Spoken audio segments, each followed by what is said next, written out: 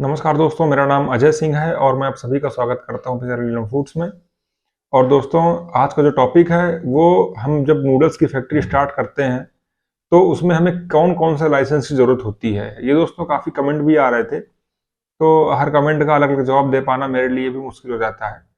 तो ये आप समझ लीजिए कि जब भी दोस्तों हम फैक्ट्री स्टार्ट करते हैं तो हमेशा गवर्नमेंट के लाइसेंस की नीड होती है और वो लेकर ही हमें काम स्टार्ट करना चाहिए। तो दोस्तों, जिसमें पहला लाइसेंस है वो है जीएसटी का।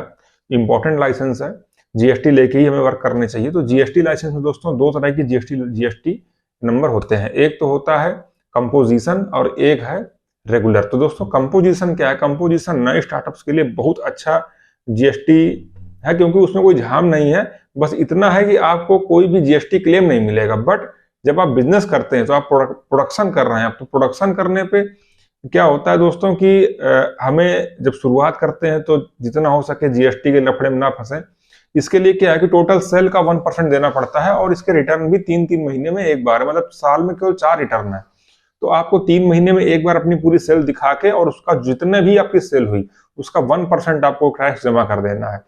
इसके बाद दोस्तों होता है रेगुलर। तो रेगुलर की तो कोई दिक्कत नहीं, लेकिन हाँ, कंप्रीहेंसिव एक चीज और है कि इसकी जो लिमिट है वो साल में 1.5 करोड़ की है कि अगर आप 1.5 करोड़ से ऊपर का व्यापार करेंगे तो आप फिर आपको जो है रेगुलर में उसको कन्वर्ट कराना पड़ेगा। आप कंप्रीहेंसिव में काम नहीं कर पाएंगे। और दोस्तों, जो रेगुलर जीएसटी है उसका उसका हर एक तरह से एचएसएन कोड पे अलग अलग जो है उसका जीएसटी का टैक्स है। जैसे कि अगर आप नूडल्स लिखेंगे तो नूडल्स पे 12% का जीएसटी है, सेवई पे शायद 5% का है। तो इस तरह से दोस्तों अलग अलग स्लैब है, हमेशा बदलते रहते हैं। कभी 5%, कभी 12%, हर साल इसका अलग अलग गवर्नमेंट इसमें बदलाव करती रहती है। तो दोस्तों, रेगुलर जीएसटी अलग है और कंपोजिशन अलग है। कंपोजिशन अगर आप जाएंगे तो वो मैं रिकमेंड करता हूं कि अगर आप नए स्टार्टअप हैं तो आप कंपोजिशन में ही पहले अपना करें। इसके बाद जो है दोस्तों दूसरा आता है लाइसेंस में, बताऊं सबसे मेन है फूड लाइसेंस, क्योंकि हमारा फूड का काम है तो फूड लाइसेंस लेना बहुत जरूरी है। तो दोस्तों, फूड लाइसेंस में भी कुछ चीजें, फूड लाइसेंस में 3 तरह से फूड लाइसेंस होता है। एक तो फूड रजिस्ट्रेशन, एक होता है फूड स्टेट लाइसेंस, एक है फूड सेंट्रल लाइसेंस। तो रजिस्ट्रेशन से भी आप काम कर सकते हैं, क्योंकि आप स्टार्टअप कर रहे हैं, अभी आपको ये नहीं पता है कि हमारा व्यापार कितने का टर्नओवर होगा, क्या होगा। तो आप अपने जो आपके जहां भी आपका जिला है, जो भी स्टेट है, वहां के आप फूड अधिकारी से, अपने जिले के फूड अधिकारी से मिलके, वो फूड अधिकारी कहाँ मिलेंगे? आपके फूड एंड ड्रग डिपार्टमेंट। ये डिपार्टमेंट आपके कलेक्ट्रेट के आसपास ही होते हैं।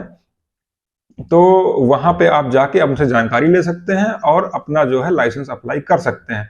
रजिस्ट्रेशन भी आप अप्लाई कर सकते हैं, जिसकी फीस 100 रुपए की है, लेकिन स्टेट लाइसेंस की फीस हर स्टेट की अलग अलग है। तो वो आप वहाँ अपने जो वहाँ के कर्मचारी हैं उनसे आप बातचीत करके अपना ये काम कर सकते हैं। और दोस्तों, जो सेंट्रल लाइसेंस है वो बड़ा लाइसेंस होता है। बड़ी बड़ी कंपनियां जो लाइसेंस देती है सेंट्रल लाइसेंस है, एक्सपोर्ट के लिए काम आता है। तो उसकी जानकारी भी आप वहीं से ले सकते हैं। इसके बाद दोस्तों आपका जीएसटी हो गया, फूड लाइसेंस हो गया। इसके बाद अब तीसरा आता है आपका एमएसएमई।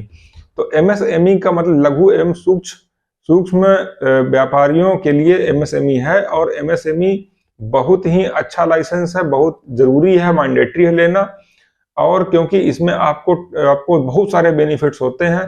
तो पहले जब मैंने कराया था एमएसएमई तो शायद इसकी फीस 1999 रुपए की थी, लेकिन अभी का मुझे कंफर्म नहीं है। आप जाके एमएसएमई की साइट पे उसकी जानकारी ले सकते हैं।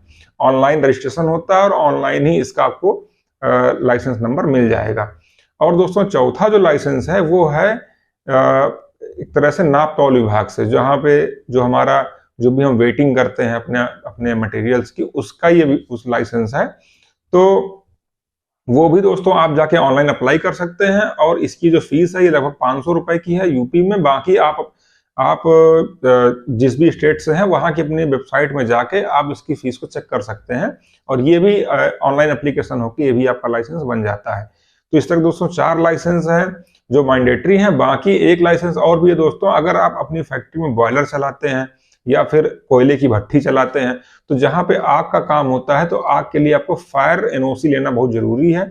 तो उसका भी अप्लाई करना पड़ सकता है। लेकिन दोस्तों, जो भी मेरा जो बिजनेस चलाने का और जो मेरा बिजनेस सिखाने का जो भी मेरा ट्रेनिंग का पार्ट है, जो भी कुछ है, उसमें ये सब फायर एयर का आग भट्ठी इन सबका कोई काम नहीं है। तो उसमें ये लाइसेंस की कोई जरूरत उसमें नहीं है। लेकिन अगर आप पुराने मेथड से काम कर रहे हैं तो फिर आपको वहां पर ये फायर लाइसेंस भी आपको लेना पड़ सकता है, जिसमें कि आप अगर कोयला यूज कर रहे हैं, भट्ठी यूज कर रहे हैं, कुछ भी है, तो फिर आपको ये लाइसेंस लेना पड़ सकता है।